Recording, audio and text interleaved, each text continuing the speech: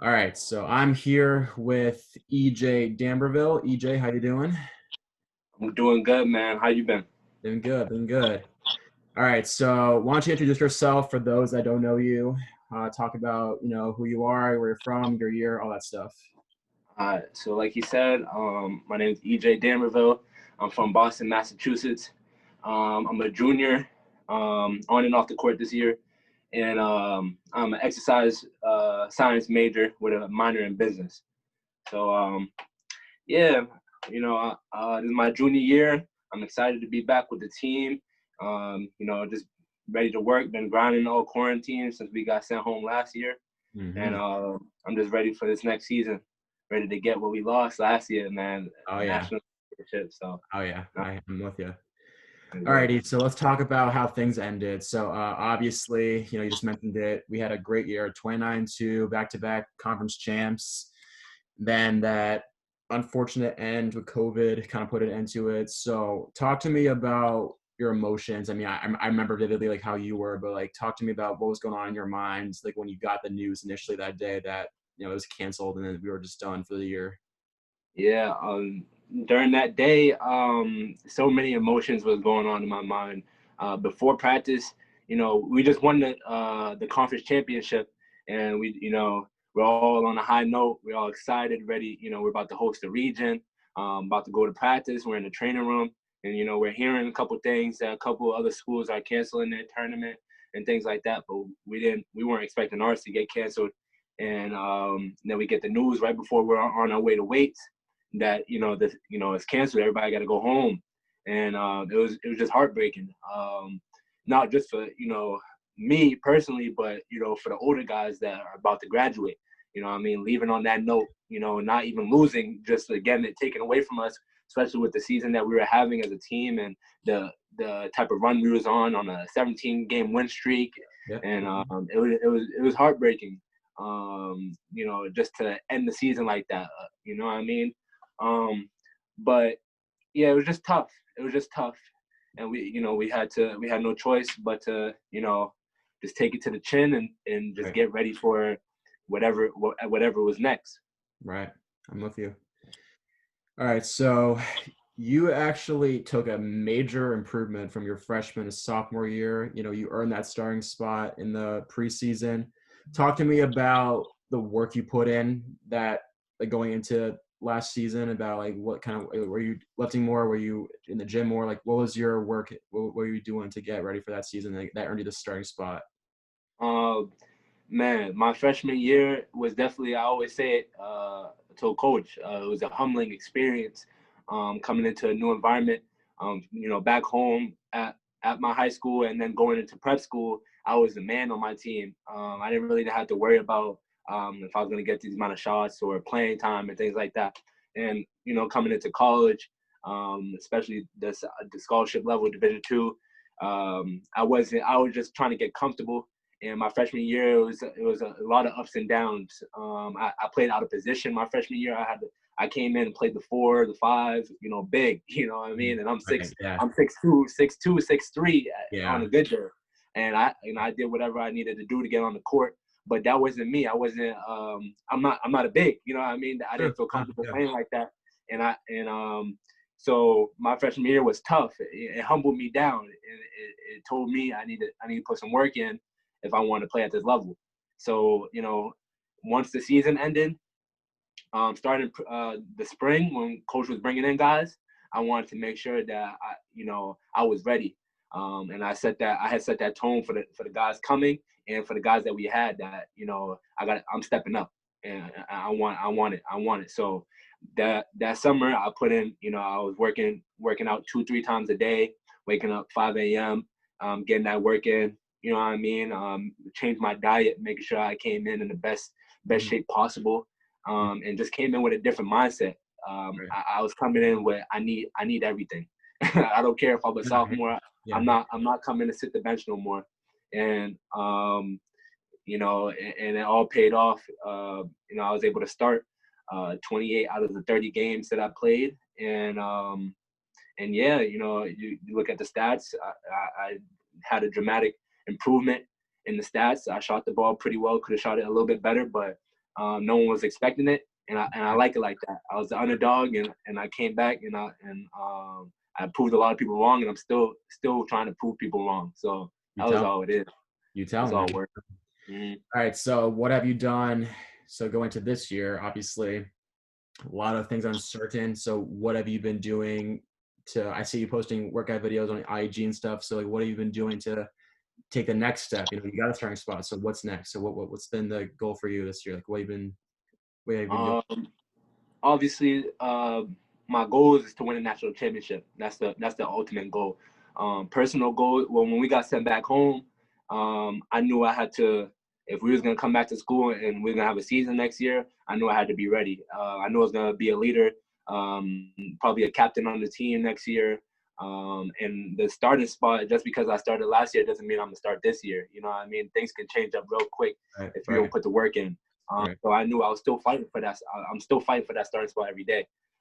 So I just put in that. I still during that time, the quarantine coming home in March, I had to figure out what I needed to do. I worked a lot on just trying to stay in shape, get in the best shape as possible. I knew a lot of people were going to slack off because of the quarantine and use that as an excuse. Oh, no gym, no nothing. right. No, I'm gonna be outside. I'm gonna go running. I'm gonna do what I need to do to keep my cardio up. I'm gonna change my diet. I went vegetarian, vegan for a couple weeks in a row where I just try to change up my diet, just try to do new things to make sure that I'm maximizing, my potential. And yeah, I just been doing a lot of, cardio stuff, a lot of mental stuff, trying to get my mind right. You see a lot of those guys and the pros, do the meditation and things like that, and trying to just, buckle down and get right mentally, because that's the strongest thing in your body. Physical, everybody got physical, but Right. if you have the mind, you can do anything. So I'm trying to work on that a lot. So yeah, just trying to upgrade every day, a little by little, you know what I mean, every day, so Right. I can be ready for next season or whenever we step back on the court. Right. So I don't think you're one of those guys that needs motivation to do well. So, but with how things ended, do you think like that's motivation in itself? Like, do you think like you and the other guys are gonna be motivated by that? Of course, the guys returning. We all had that feeling when something was taken away from you. Oh yeah. We had the way that we felt. Man, we knew we was gonna win it. We just had that feeling we was gonna win it all. So it just felt like somebody took something away from us, and we're still fighting for it now. We're coming back, and we lost some big pieces. Brett, Jack, JB, Jair.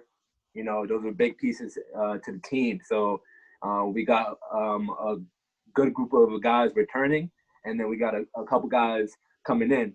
And I think we can do some big things this year if we all buy into the system and know that we can't take nothing for granted.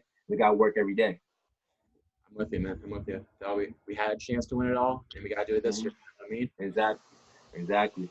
all right. So something that I noticed a lot, like from the very start of last year, the preseason, was how vocal you've been. Like, I think you were one of the only guys that was like consistently like talking on defense, talking on offense, and this and that. So, kind of talk to me about like how that came to be, like how you decided like, I need to be vocal, and like why that's so important to you, and why you think it's so important to the team that you're that way. I don't know. I've always been a natural leader. Since I was a baby, just being born, I've been a leader. I've always taught to lead. Don't follow, just be a leader. Be a good example for people. The youth or your peers around you. And my coach growing up, Coach Doug Owls, back at home, he was my high school coach, but he also coached me at AAU when I was a kid since fifth grade, and he taught me to talk on defense, talk on offense, be a leader, be a guy that is out there, and especially when I was trying to get recruited, coaches love people that are out there, being the floor general, talking, you can hear them, and that's just how I am. It's really something kind of like natural.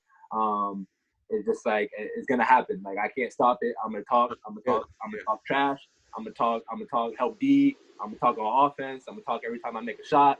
I'm gonna let you know, and because I had to work for it. So it's kind of like a natural thing, and also because I had to put in a lot of hours. It wasn't all my physical attributes, the talent that I had, the skill set. I had to work for it. It wasn't like God given. So when it's all paying off, it feels good. So I think that's where it really came from. Just natural, but also when you put in the work, you want other people to notice it. I want other people to notice that. I put in the work. You're gonna hear me.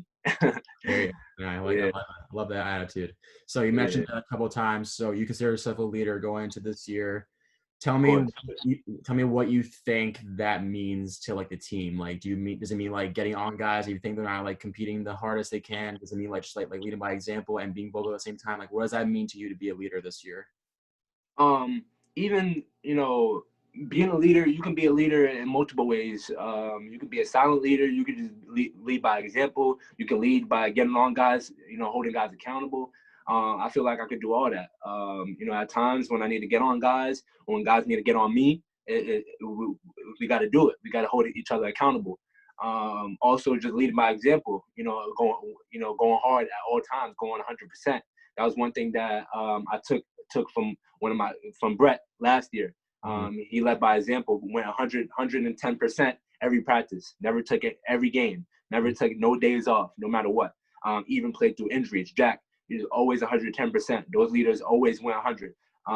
Schneider, JB, even though they didn't play a lot, always went 100% during practice. And I noticed that, and those were good leaders. Those guys, without those guys, we wouldn't have went 29-2 last year, winning a conference championship.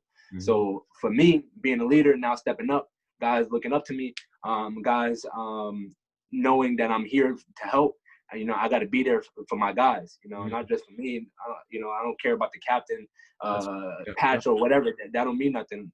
It's just making sure that we're all on the same page, and if my guys need help, I'm there, and that's all it is. That's good. All right, so we're about towards the end of the year now. We're in the latter half of the year, and we've been in the pandemic for a while. So talk to me when you look back on before things got to where they were now.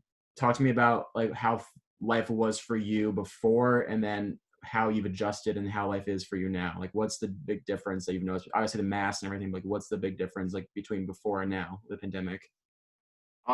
With me, honestly, I just had to adapt to a lot of things. Family wise, it's just honestly, it's kind of been the same. I'm really like a low key guy. I just get my work in. I really have to, at home, I stay home a lot.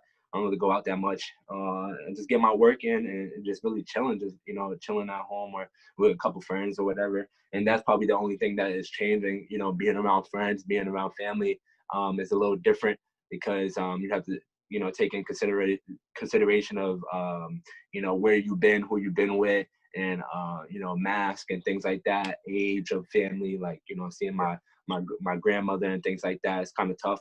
But besides that, it's just just being able to adapt to what's going on in the world and getting adapting to the change. Wearing a mask. Leaving the house without a mask. I do that a lot. Without my mask, but just like those little things. All right, I hear you, man. All right, so if there was like one overarching thing that like you could take away from last year that said like, I really like learned this from last year, I'm gonna use that to apply it going to this year. Like, what would that be? Like, is there like one thing that you took away that you think is going to be helpful for this year? There was a lot of things, but I would just say like probably what I just spoke on with Brett just being a leader and the way that he just came to work every single day, and how he led his guys. We all looked up to him. And he was always there for us, from top to bottom. So just like that, I think, setting an example, going 100 all the time, no matter if you're like the star player or whatever, just making sure that you're going 100 at all times. I think that was very big, and I think that would help with this year's team. Setting an example for the new guys, and for the guys returning, that we got to take it up a notch, and like we said, we lost them last year, so we got to go get it again. Gotcha. You mentioned the new guys. It's been like a small sample size. You haven't really seen the on-court stuff that much yet, but you've lived with them a bit right now. So talk to me about those new guys that come into the program this year. Like, what have you seen from them in terms of like off the court or like their work ethic, that kind of thing? Like, what are your impressions so far of those new guys coming in?